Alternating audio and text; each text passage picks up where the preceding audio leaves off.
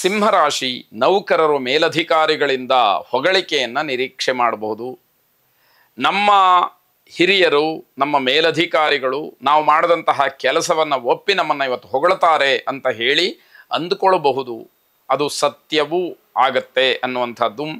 ಸಂತೋಷವನ್ನು ಸರಿಯಾಗಿ ಅನುಭವಿಸೋದಕ್ಕೆ ಆಲಸ್ಯವನ್ನು ದೂರ ಮಾಡಿಕೊಳ್ಬೇಕು. ಯಾವುದೋ ಒಂದು ಸುಸಂದರ್ಭ, ಒಳ್ಳೆಯ ಆನಂದ ಸಿಕ್ಕುವಂತಹ ಸಮಯ, ಅದು ನನ್ನದಲ್ಲ ಅಂತ ಹೇಳಿ ನೀವು ಹಾಗೇ ಕೂತ್ಬಿಟ್ರೆ ಹೇಗೆ ಆ ಸಂತೋಷ ನಿಮಗೆ ಸಿಕ್ಕದು, ಹೇಗೆ ಅದನ್ನು ಅನುಭವಿಸೋದು ಹೇಗೆ ಅನ್ನುವಂಥದ್ದು ಪ್ರಶ್ನೆ. ಇಂದಿನ ಕೆಲಸವನ್ನು ಈ ಕ್ಷಣವೇ ಮಾಡಿ, ಅದು ಬಹಳ ಒಳ್ಳೆಯದು. ಆಲಸ್ಯ, ಸೋಮಾರಿತನ, ಕೆಲಸವನ್ನು ಪೋಸ್ಟ್ಪೋನ್ ಮಾಡ್ತಕ್ಕಂಥದ್ದು ಇದು ಯಾವುದೂ ಕೂಡ ಒಳ್ಳೆಯದಲ್ಲ ಅಂತ ಅರ್ಥ. ತುಂಬ ಸೋಮಾರಿತನ, ಆಲಸ್ಯ ಅನ್ನುವಂಥದ್ದು ದೊಡ್ಡ ಶತ್ರುವಾಗಿ ಬಹಳ ಹೆಮ್ಮರವಾಗಿ ಬೆಳೆದು ನಿಮಗೆ ತೊಂದರೆಯನ್ನು ಮಾಡಬಹುದು ಅನ್ನುವಂಥದ್ದು. ಅಥವಾ ಕೆಲವರು ನಾವೇನೂ ಆಲಸ್ಯವನ್ನು ತೋರಿಸ್ತಾ ಇಲ್ಲ, ನಾವು ಚುರುಕಾಗೇ ಇದ್ದೀವಿ ಅಂತ ಹೇಳಿ ಅಂದುಕೊಳ್ಳಬಹುದು, ಅಥವಾ ಆ ರೀತಿಯಲ್ಲಿರಬಹುದು. ಆದರೆ ಆಲಸ್ಯ ಅಂದ ತಕ್ಷಣ ಕೇವಲ ನೀವು ಮಲಗೇ ಇರಬೇಕು ಅಂತಲ್ಲ, ನೀವು ಚಟುವಟಿಕೆಯಿಂದ ಇದ್ದರೂ ಕೂಡ ಜವಾಬ್ದಾರಿಯುತವಾಗಿ, ಅಗತ್ಯವಾಗಿ, ಅನಿವಾರ್ಯವಾಗಿ ಮಾಡಬೇಕಾದಂತಹ ಕೆಲಸಗಳನ್ನು ಬಿಟ್ಟು ಯಾವುದರಿಂದ ಏನು ಪ್ರಯೋಜನ ಇಲ್ವೋ, ಯಾವುದನ್ನು ಮಾಡೋದ್ರಿಂದ ಸಮಯ ಹಾಳಾಗುತ್ತೋ, ಮನಸ್ಸು ಕಲುಷಿತವಾಗುತ್ತೋ, ಅಥವಾ ಹಣ ಖರ್ಚಾಗುತ್ತೋ ಅಂತಹ ಕೆಲಸದಲ್ಲಿ ನೀವು ನಿಮ್ಮನ್ನು ತೊಡಗಿಸ್ಕೊಳ್ತಕ್ಕಂಥದ್ದು ಕೂಡ ಈ ಪಟ್ಟಿಗೆ ಸೇರುತ್ತೆ ಅಂತ ಅರ್ಥ.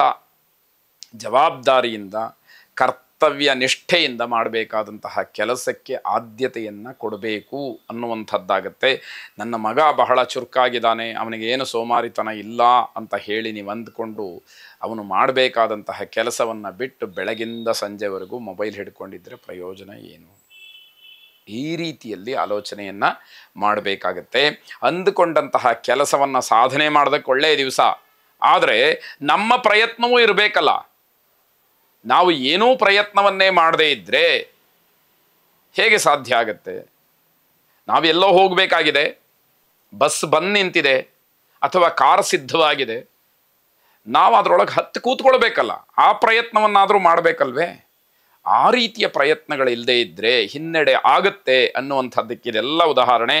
ವಿದ್ಯಾರ್ಥಿಗಳು ತಮ್ಮ ಪರಿಶ್ರಮಕ್ಕೆ ತಕ್ಕ ಪ್ರತಿಫಲ ಬೇಕು ಅನ್ನೋದಾದರೆ ನಿಷ್ಠೆಯಿಂದ, ಪ್ರಾಮಾಣಿಕತೆಯಿಂದ ನಿಮ್ಮ ಕರ್ತವ್ಯವನ್ನು ಮಾಡಿ ಫಲವನ್ನು ನಿಮ್ಮದಾಗಿಸ್ಕೊಳ್ಳಿ ಅಂತಕ್ಕಂಥದ್ದು. ಮಾರುತಿಯನ್ನು ಪ್ರಾರ್ಥನೆ ಮಾಡಿ, ಆ ಆಂಜನೇಯ ಸ್ವಾಮಿಯ ಪ್ರಾರ್ಥನೆಯಿಂದ ಇರತಕ್ಕಂತಹ ಜಾಡ್ಯ ಎಲ್ಲವೂ ಕೂಡ ದೂರವಾಗಿ ವಾಕ್ಪಟುತ್ವ ಸಿದ್ಧಿಯಾಗಲಿ ಅಂತಕ್ಕಂಥದ್ದು ಶುಭವಾಗಿ. ಕನ್ಯಾ ರಾಶಿ ಆಧ್ಯಾತ್ಮಿಕವಾದಂತಹ ಚಿಂತನೆಗಳಿಂದ ಮನಸ್ಸಿಗೆ ಸಮಾಧಾನ ಸಿಕ್ಕುವಂಥದ್ದು. ಹಾಗಾಗಿ ಈ ಭಾರತ ಭೂಮಿಯಲ್ಲಿ ಹುಟ್ಟಿದ್ದಕ್ಕೆ ನನ್ನ ಜನ್ಮ ಸಾರ್ಥಕವಾಯಿತು ಅನ್ನುವಂತಹ ಭಾವನೆ, ರಾಷ್ಟ್ರಾಭಿಮಾನ, ದೇಶಾಭಿಮಾನ ನಮಗೆ ಆಂತರಿಕವಾಗಿ ಉದ್ಭವವಾಗಬೇಕು. ನಾವು ದೇಶಕ್ಕೇನೂ ಮಾಡಲಿಲ್ಲ, ರಾಷ್ಟ್ರಕ್ಕೇನೂ ಮಾಡಲಿಲ್ಲ ಅಂತ ಹೇಳಿ ಕೆಲವರಿಗೆ ಆ ತುಡಿತ ಇರುತ್ತೆ. ಆದರೂ ಕೂಡ ಪ್ರತಿನಿತ್ಯ ದೇಶಕ್ಷೇಮವಾಗಲಿ ಅಂತ ಹೇಳಿ ಪ್ರಾರ್ಥನೆ ಮಾಡುವಂಥದ್ದು, ಸಂಕಲ್ಪ ಮಾಡುವಂಥದ್ದು, ನಮಗೆ ಅನುಕೂಲವಾದಾಗ ದೇಶ ಸೇವೆಯನ್ನು ಮಾಡ್ತಕ್ಕಂಥದ್ದು, ಅದು ಕೂಡ ಒಳ್ಳೆಯ ಮನೋಭಾವ ಅಂತ ಹೇಳಿ ಭಾವಿಸಬೇಕು. ಮುಂದಿನ ಪೀಳಿಗೆಗೆ ಅದು ಮಾದರಿಯಾಗ್ತಕ್ಕಂಥದ್ದು. ವ್ಯಾಪಾರದ ನಿಮಿತ್ತವಾಗಿ, ವ್ಯವಹಾರದ ನಿಮಿತ್ತವಾಗಿ ಪ್ರವಾಸವನ್ನು ಮಾಡ್ಬೋದು, ಬೇರೆ ಊರಿಗೆ ಹೋಗ್ಬೋದು ಅನ್ನುವಂಥದ್ದು. ಒಡ ಹುಟ್ಟಿದವರ ಜೊತೆಯಲ್ಲಿ ಅನ್ಯೋನ್ಯತೆಯಿಂದ ಇರಬೇಕಾದಂಥದ್ದು ಮುಖ್ಯವಾಗುತ್ತೆ. ಜಗಳ ಮಾಡಿಕೊಳ್ಳೋದ್ರಿಂದ ಯಾವ ಪ್ರಯೋಜನವೂ ಇಲ್ಲ. ಆ ಸಮಯ ವ್ಯರ್ಥವಾಗುತ್ತೆ, ಮನಸ್ಸು ಕೆಡುತ್ತೆ, ದ್ವೇಷ ಬೆಳೆಯುತ್ತೆ, ಒಬ್ಬ ವ್ಯಕ್ತಿಯನ್ನು, ಒಂದು ಕುಟುಂಬವನ್ನು ದೂರ ಮಾಡಿಕೊಳ್ಳೋ ಹಾಗಾಗತ್ತೆ ಅಷ್ಟೇ, ಬಿಟ್ಟರೆ ಯಾವ ಪ್ರಯೋಜನವೂ ಇಲ್ಲ. ವಿಚಾರಗಳು ಏನೇ ಇದ್ದರೂ ಸತ್ಯವಾಗಿ, ಮುಕ್ತವಾಗಿ ಅದನ್ನು ಚರ್ಚೆ ಮಾಡಬೇಕು. ಅದರ ಸಾರವನ್ನು ಜೀವನದಲ್ಲಿ ಅಳವಡಿಸ್ಕೊಳ್ತಕ್ಕಂತಹ ಪ್ರಯತ್ನಗಳು ನಮ್ಮಿಂದ ಆಗಬೇಕು ಅನ್ನುವಂಥದ್ದು. ನಾಯಕತ್ವದ ಗುಣ ನಿಮಗೆ ಗೌರವವನ್ನು ತರುತ್ತೆ, ಆದರೆ ಆ ಸ್ಥಾನಕ್ಕೆ ನ್ಯಾಯವನ್ನು ಒದಗಿಸಬೇಕಾದಂಥದ್ದು ಬಹಳ ಮುಖ್ಯ. ನಿಮಗೆ ಯಾವುದೋ ಒಂದು ಜವಾಬ್ದಾರಿ ಸಿಕ್ಕತ್ತೆ, ಆ ಸ್ಥಾನಕ್ಕೆ ಅಥವಾ ಆ ಕರ್ತವ್ಯಕ್ಕೆ ಯಾವುದೇ ಕಾರಣಕ್ಕೂ ಲೋಪ ಬರಬಾರ್ದು. ಜೊತೆಗೆ ನೀವು ಮೊದಲು ಅದನ್ನು ಗೌರವಿಸ್ತಕ್ಕಂಥದ್ದಾಗಬೇಕು.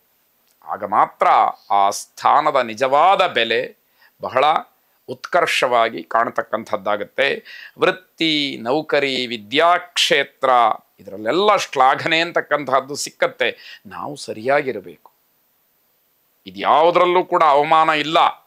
ಆದರೆ ನಮ್ಮ ವ್ಯಕ್ತಿತ್ವ, ನಮ್ಮ ಮಾತು, ನಮ್ಮ ನಡವಳಿಕೆ ಯಾವಾಗ ವಿರುದ್ಧ ಮಾರ್ಗದಲ್ಲಿ ಹೋಗುತ್ತೆ ಆಗ ಸ್ವಾಭಾವಿಕವಾಗಿ ಅವಮಾನ ಆಗ್ತಕ್ಕಂಥದ್ದು, ಸನ್ಮಾನ ಆಗುವಂಥದ್ದು ಇವೆಲ್ಲವನ್ನ ಜನ ನಿರ್ಧಾರ ಮಾಡ್ತಾರೆ. ಎಲ್ಲಿ ಸನ್ಮಾನ ಆಗಬೇಕೋ ಅಲ್ಲಿ ನಮ್ಮ ನಡವಳಿಕೆ ಸರಿಯಾಗಲಿಲ್ಲ ಅಂತಾದರೆ ಅವಮಾನಕ್ಕೆ ಅದು ಕಾರಣವಾದೀತು ಅನ್ನುವಂಥದ್ದು. ಪ್ರತಿಭೆಗೆ ತಕ್ಕ ಫಲ ಸಿಕ್ಕೋದ್ರಿಂದ ನಾವು ಪ್ರಾಮಾಣಿಕವಾಗಿ ವರ್ತಿಸಬೇಕು ಅನ್ನುವಂಥದ್ದು ಸೂಚ್ಯವಾಗಿ ಹೇಳಬೇಕಾಗತ್ತೆ. ಮಹಾಗಣಪತಿಯನ್ನು ವಿಶೇಷವಾಗಿ ಪ್ರಾರ್ಥನೆ ಮಾಡಿ ಶುಭವಾಗಿ.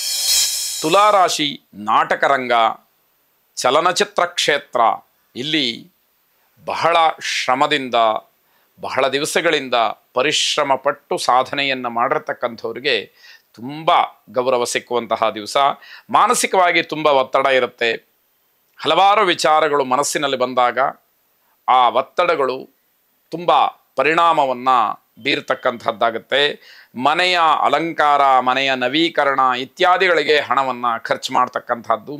ಅಗತ್ಯವಾಗಿ ಬೇರೆಯವರ ಕೆಲಸಗಳನ್ನು ನೀವು ಮಾಡಿಕೊಡ್ಬೇಕಾಗತ್ತೆ. ನೀವು ಆ ಕೆಲಸವನ್ನು ಮಾಡೋದಕ್ಕೆ ಮನಸ್ಸಿರುತ್ತೋ ಇಲ್ಲವೋ, ನಿಮಗೆ ಅವಕಾಶ ಇರುತ್ತೋ ಇಲ್ಲವೋ ಗೊತ್ತಿಲ್ಲ, ಆದರೆ ಅನಿವಾರ್ಯ ಅಂತಕ್ಕಂಥದ್ದು ಅದನ್ನು ಮಾಡಿಸುತ್ತೆ ಅಂತ ಅರ್ಥ. ವೃತ್ತಿಯಲ್ಲಿ ಬಡ್ತಿ ಸಿಗ್ತಕ್ಕಂಥದ್ದಿದೆ. ಕಲಾರಸಿಕರಿಗೆ, ಕಲಾವಿದರಿಗೆ ಉತ್ತಮವಾದಂತಹ ಗೌರವ. ಗಂಭೀರವಾದಂತಹ ಸಮಸ್ಯೆಗಳು ಏನೇ ಇದ್ದರೂ ಕೂಡ ಅದನ್ನು ಪರಿಹಾರ ಮಾಡಿಕೊಳ್ಳೋದಕ್ಕೆ ಒಳ್ಳೆಯ ಸಮಯ. ಹಾಗಾಗಿ ಏನೇ ತಪ್ಪುಗಳಿರಲಿ, ಏನೇ ದೌರ್ಬಲ್ಯಗಳಿರಲಿ, ಯಾವುದೇ ಗಾಂಭೀರ್ಯ ಸ್ಥಿತಿಯಲ್ಲಿರ್ತಕ್ಕಂತಹ ವಿಚಾರಗಳಿದ್ದರೂ ಕೂಡ ಕೂತು ಚರ್ಚೆ ಮಾಡಿ ಹಿರಿಯರಿಂದ, ಅನುಭವಿಗಳಿಂದ ಮಾಹಿತಿಯನ್ನು ಪಡೆದು ಅದನ್ನು ಬಗೆಹರಿಸ್ಕೊಳ್ತಕ್ಕಂಥದ್ದಿದೆಯಲ್ಲ, ಅದು ಉತ್ತಮವಾದಂತಹ ಸಾಧನೆ ಅಂತ ಹೇಳಬೇಕಾಗತ್ತೆ. ಚಂಡಿಕೇಶ್ವರನನ್ನು ಪ್ರಾರ್ಥನೆ ಮಾಡಿ ಶುಭವಾಗಿ. ವೃಶ್ಚಿಕ ರಾಶಿ ವಿದ್ಯಾರ್ಥಿಗಳು ತುಂಬ ಪರಿಶ್ರಮ ಪಡಬೇಕಾದಂತಹ ದಿವಸ.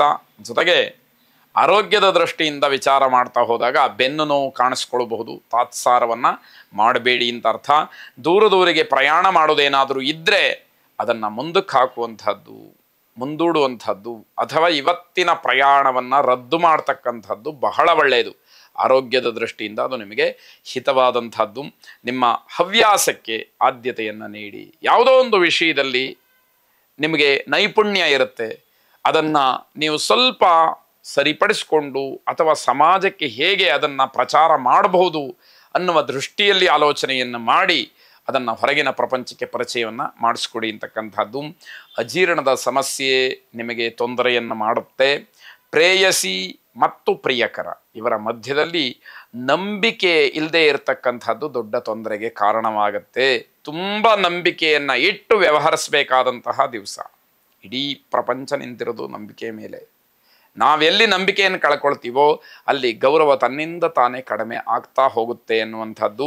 ನಿಮ್ಮ ವರ್ತನೆಯಲ್ಲಿ ಬದಲಾವಣೆ ಆಗ್ತಕ್ಕಂತಹ ಸಾಧ್ಯತೆ ಇದೆ.